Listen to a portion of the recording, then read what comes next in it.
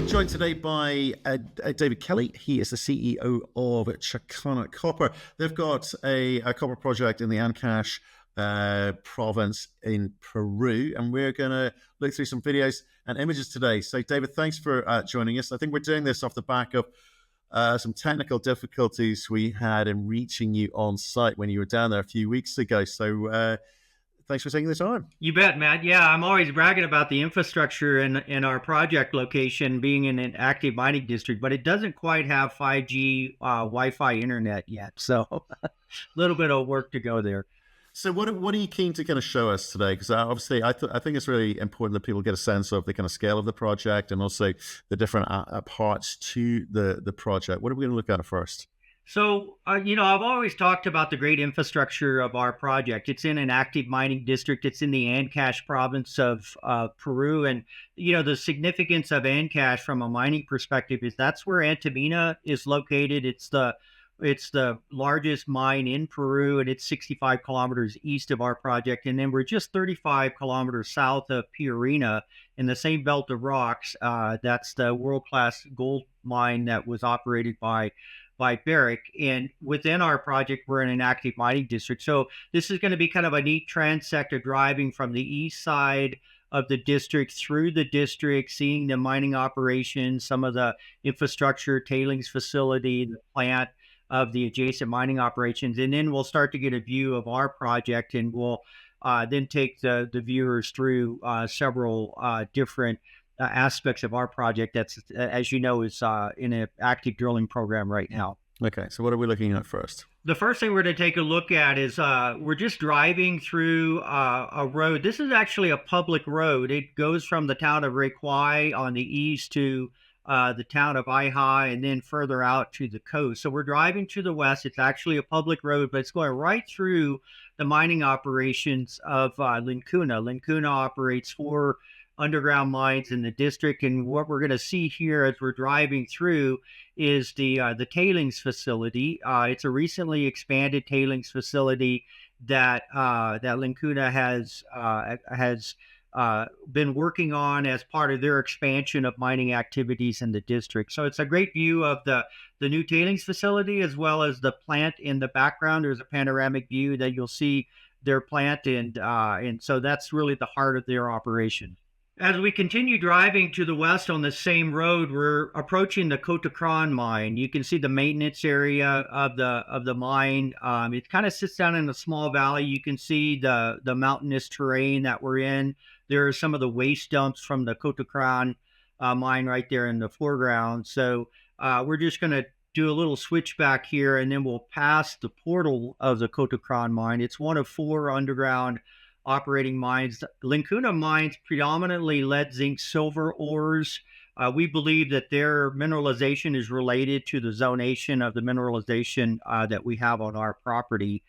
And so we're just going to come to a stop here, and we'll glance to the left, and you'll actually see the portal of the Cotacran mine. There it is there. And it's one of 2 larger mines that they operate, and they operate 2 additional vein mines in the district. Right. Now, how does that benefit you in terms of the kind of current infrastructure that's there? Well, you can see the access, of course, is exceptional here. We're on roads they're public roads, but they're actually maintained by the mine because the mine uses them extensively. So that's one aspect of it. Just the fact that we're in an area where mining has been a long part of the culture of the region in terms of the communities. Most of the communities have people that are employed at this mine, and many of our employees have worked at this mine in the past before. So it's good to be in an active mining district. It certainly saves on development costs when you go to build a mine, because you already have power, you have access, and we have plenty of water here for mining operations. Okay, and what are we looking at next? So as we continue driving to the west, our project starts to come into view. We're driving west on this road. We'll give you an example of what a traffic jam looks like on our property. There's a water truck right in front of us, and when the water truck drives around, you'll see some of the heavy underground mining equipment. There's a Caterpillar hauler just on the right that he's navigating around. And that's probably going back to that maintenance shop to get some maintenance done. But again, emphasizing the importance of being in an active mining district. Now, as we pass this and look to the right, we're going to see some dumps in the foreground. That's from the Hercules mine. But if you look at the hill in the background, those are the drill roads on the north side of our Soledad project. That's where Breccia 1 and Breccia 7 and several of the other breccias are located. Now we're kind of panning around to the left. You see the mountain comes down to a valley in the bottom. And then the next view will show going to the south, and you'll see the mountain going up again on the south side, and that's the southern half or the south half of our Soledad project. And there comes into view the drill roads of the Mega Gold target. That's where we're actively drilling now. Those are 3 platforms that we can see in the foreground, and the rest of the Mega Gold target sits down below that, all the way down to the bottom where the Estremadura Breccia pipe is located. And we've already put out some really nice drill results on the Estremadura Breccia. So the next view that we're going to have is from the north side of the project looking to the south. We're standing on the Paloma East Breccia pipe. This is one of the breccias that's in our resource. You can see one of our channel cut samples in the outcrop there. This is very strongly mineralized tourmaline breccia cropping out right at surface, multi-gram gold. And as we climb up to the top of the Breccia pipe and then turn to the south, we're again looking at the Mega Gold target. Essentially, the Mega Gold target is entirely on the face of that mountain on the south side. At the bottom is the Estremadura Breccia, and then you can see the new drill roads up on the hillside. We're zooming in now to see 3 drill platforms. There's 2 on the left and 1 on the right. We've finished the drilling on the 2 on the left, and we're now drilling from the 1 on the right. So great vantage point, really good access. From those platforms, we can test a number of different targets that sits within the Mega Gold target area. You can see how large the target is. It's an exceptionally large area to explore. Now, from that same vantage point, if we zoom in to the bottom of the hill, you'll see the Estremadura Breccia pipe come into view. It's a large kind of a bulge in the hillside. You can see 2 drill roads, one coming from above onto the left side of the Breccia pipe, and then one coming from the right side. And that's these are prime targets for us. When we have a Breccia pipe sticking out of the ground like that, and we can sample it and see the mineralization in outcrop, we know that those types of targets generally work out really well for us. And we've already published the first 2 drill intercepts off of that Breccia with 1% copper and some very good gold and silver credits. I think it was about a 1.65 copper equivalent intercept on one of the 2 drill holes that went through that. Now, to give you a closer view of what these Breccia pipes look like and what an active drill site looks like, this is just one of the drill roads leading up to the Estremadura Breccia. This is the one coming from the right, headed east for the drill pad that was set up on the west side of the Breccia, drilling back to the east. And then as we approach the platform area, this is where the drill rig was positioned. It's a larger area. Again, we're using a smaller drill rig to keep this footprint smaller. And you can see that's one of the sump that's dug into the ground and then plastic lined. And all the drill cuttings are collected and dried out in that sump and then transported off site to a disposal site. In the background, you can see the Estremadura Breccia, and we'll take a closer look at that in the next video. So here's a Breccia pipe that's sticking out of the ground. This one actually has some old artisanal workings on it. And if you walk into that little adit there, you can see secondary copper minerals. In places you can see still some sulfides, pyrite and chalcopyrite. So again, you sample this, it's mineralized, and you know that this is something that's going to drill out nicely at depth, because the Breccia pipes are vertically extensive, as we've seen in all of our drilling. So it's really just a matter initially of testing the grade to see if you have good grade. And if you do have the good grade, then it's certainly worth chasing at depth. Now, from that same vantage point, we're at the Estremadura Breccia, looking to the south, and so we're looking from the south to the north, and you can see the large Juan Carama Breccia complex. It's 5 breccias that crop out at surface. You can see one very large breccia on the right side, and what we learned in our drilling there was that 3 of the 5 breccias in the drilling we've done to date coalesce into one much larger breccia. So that's one of the ways the tonnage on these breccias can increase is by the coalescence of multiple breccias at surface. And this is one of the breccia pipe complexes that's in our resource today. Now, we've driven up to our base camp where all of our logging is done and all the core sampling and preparation is done. And we're looking to the south. And again, it's another great view of the south side of the project area that's part of this new recent permit that we were able to get last year that's allowed us to start drilling on the south side. We're looking at the drill roads of the first 3 platforms for the Mega Gold.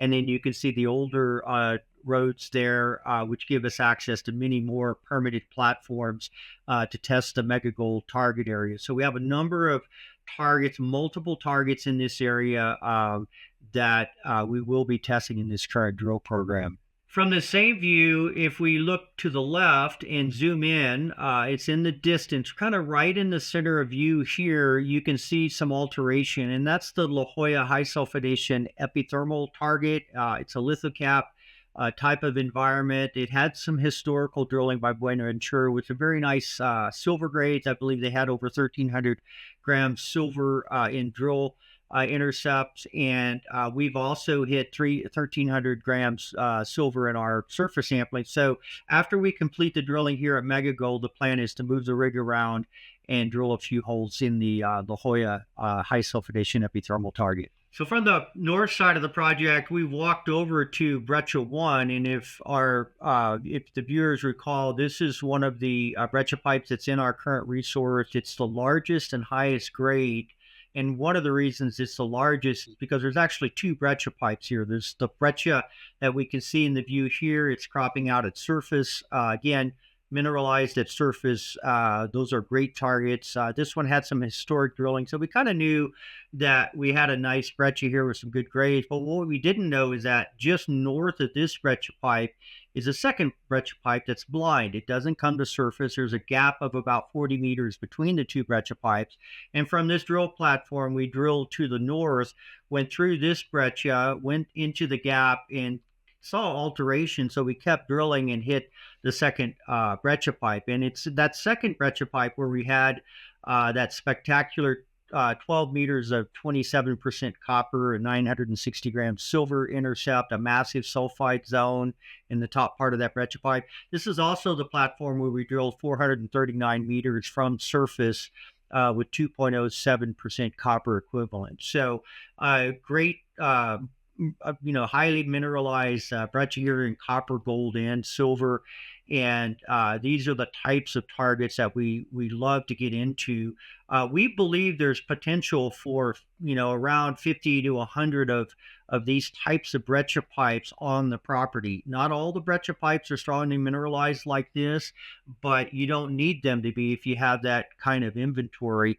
Multiple breccias on the south side of the project that we're working towards getting drill tested in this current drill program and future drill programs. So we have a long way to go on the Breccia story. We're now looking to the east at the Hercules mine complex. You can see it in the foreground there. Again, this is we're right on the edge of this active mining district. You can see that's the road that we drove in on with the earlier videos that came into our project area. And then as we pan around to the left, again, more of the mining district that you can see in the foreground. There's some really spectacular mineralized veins that are trending towards us at Breccia 1, and we think that's part of the structural geology that we see. And now we're panning around to the south where we can see the new Mega Gold drill platforms that are currently being drilled. And that's just zooming in on some of those veins. Those are mineralized veins trending right into the property position towards the Breccia one that we're standing on at this point. It's interesting when you say that, Davies, reminds me, because it's so easy to kind of sort of move on with all the different activities, but some of the grades there you mentioned are insane. Yeah. So, around this copper was, what do you say, 12 meters at 27 copper 27% equivalent? copper, yeah. No, copper, just straight copper. Straight copper. Yeah. Wow. I think it was 35%. It had a little bit of gold, but it was most really strongly mineralized in silver, 967 grams silver. Yeah. And it worked out at the time to be 35% copper equivalent. Yeah. And I guess that's the power of these are these the sort of tourmaline breccias that you're saying, if you hit them right, you can see these sorts of mineralizations, and if they're in clusters, then it's good times, certainly on the economics. Yeah, that's certainly part of the upside story, the coalescence of these breccias coming together. But the other thing is finding these blind breccias, right? We found one just simply by drilling. We drilled through one breccia. We started seeing alteration that looked like we were getting perhaps close to another breccia, and we kept drilling, and that's when we hit the second breccia pipe. And so if there's one blind breccia pipe that we found just through drilling, how many more do you think exists on the property? We've talked about before that these are not breccia pipes that reach the surface when they formed. They're only exposed at surface by uplift and weathering. And in this case, we had one breccia pipe that was exposed by weathering, but not the other one. So, this is huge for the upside potential. This means that the probability of finding other blind breccia pipes it is very high, and we have the geophysical data that shows us where these types of features are. So it's just a matter of drilling, and we've only tested a small fraction of the total number of breccia targets that we have on the project, and it costs time, and it takes time and money to go out and test these targets. But that's why it's so important for us to be drilling like we are drilling right now. So headed up to our logging facility. This is it's our old base camp. We have a small office here. You can see it's pretty rudimentary, but it keeps you out of the weather and allows you to log the drill core. We just lay out the drill core when it comes off the drill rig there, and then the geologists have a nice area where they can log the core. We generally do a quick log, and mainly for geologic purposes, alteration and mineralization, and then we do geotechnical logging, and then the geologist will mark up the core for sampling, and where the cutting is then takes place, and then the sampling is done. And an intermediate stage between that is we photograph the core before and after it's cut. So part of our core processing is core photography, and we have just a photographic station set up. You can see the camera on the tripod there, and that gentleman is spraying water onto the drill core. We photograph the core both wet and dry before and after the core has been cut. And then we'll walk around right into the core cutting area. You can see the two core saws that we have set up.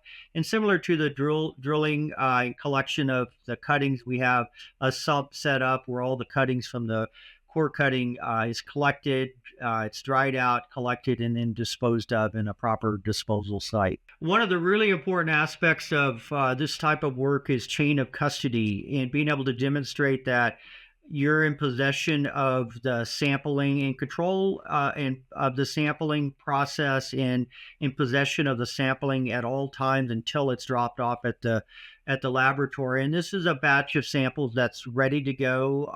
All the sampling has been done. The QA/QC has been inserted, which includes standard reference material, blanks, as well as duplicate samples. And then everything is tied up and kept in this secure area until it's delivered directly to the laboratory, and then the custody transfers over to the lab at that point. David, thanks for running through that. It's I think the interesting thing for me is, and that's why I quite like doing these site visits live myself. Can you get a sense of the scale of the opportunity?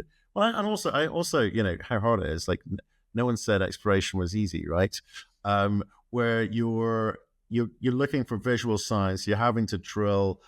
You've got teams of people there, each doing their own thing, which kind of drives you to some sort of conclusion about how you spend the next dollar, as it were. So I really can appreciate getting the sort of, the inside the door on that.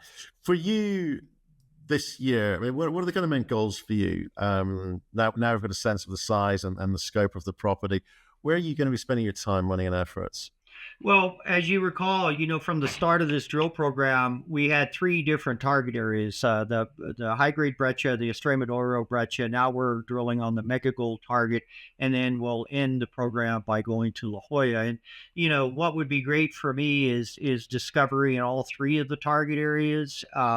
We've already put out great results on the Estremadura. We're working on mega gold now. We're seeing some big scale alteration. We're seeing the right sulfides. And so, we're excited about what we're seeing at Mega Gold. And then, we've got high grade at surface at La Jolla. So, we're excited about that too. So that would be the best thing for us, I guess, is to really be able to bring home great drill results in all three of the target areas. And, we plan to put out the data as fast as we can. It'll probably be every couple of drill holes we'll be able to get some assay results out, and the story will evolve as we're putting out information. You won't. I don't think you can read too much into any one individual news release. I think it's the collective, information that we get from all the drilling. So I think that's really important. It's to see this unfold, and I'm happy to get on frequently with you, because this is a great opportunity for people to see an exploration program as it unfolds. We're showing you as much as we can through each stage of this drill program, and I think this is an important way for the investors to learn how exploration actually is carried out. Well, David, I appreciate your time today. What a fantastic time to be in the copper game. I mean, copper price over $5. Really nice to see that, and obviously, we'd be delighted to have you on as regularly as you can to kind of share, how you're going about doing what you're doing and what you're finding. So appreciate the time. Thank you. Absolutely, Matt. Anytime. Appreciate it.